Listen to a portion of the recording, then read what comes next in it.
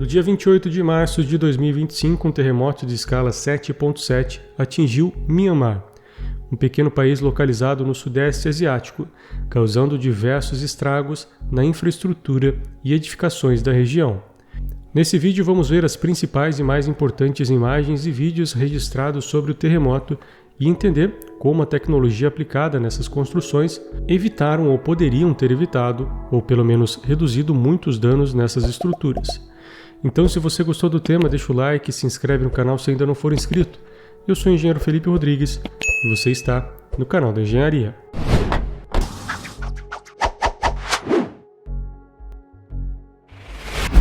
Terremotos são parte do cotidiano dos habitantes da Ásia, principalmente os países do conhecido Círculo de Fogo, como Japão, Indonésia, China e Filipinas. Myanmar, apesar de não estar necessariamente nessa região, está diretamente sobre o encontro das placas tectônicas indiana e euroasiática.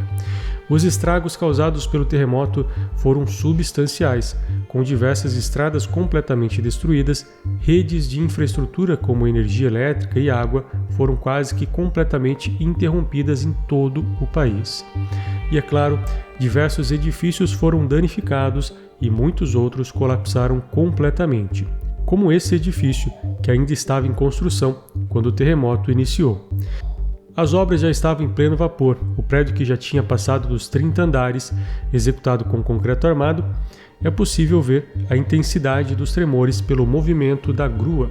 Nesse vídeo capturado por uma pessoa fora do prédio e por um trabalhador no último andar do mesmo prédio em construção. Obras em construção são relativamente mais sensíveis por diversos fatores, como a resistência dos materiais, como o concreto, por exemplo, que não atingiu a sua plena maturidade. A utilização de equipamentos pesados como gruas, que aplica cargas muito concentradas em situações de deslocamento como essa, causam tensões em áreas não preparadas.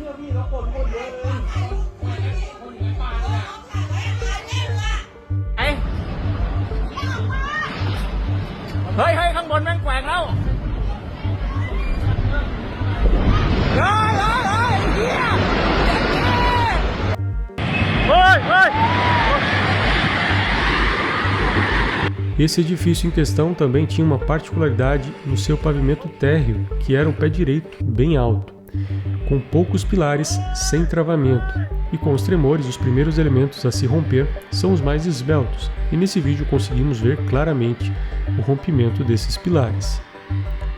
Outras imagens que também chamaram a atenção são de edifícios com piscinas no topo, onde durante o terremoto a água escorria como enormes cachoeiras dos topos dos prédios.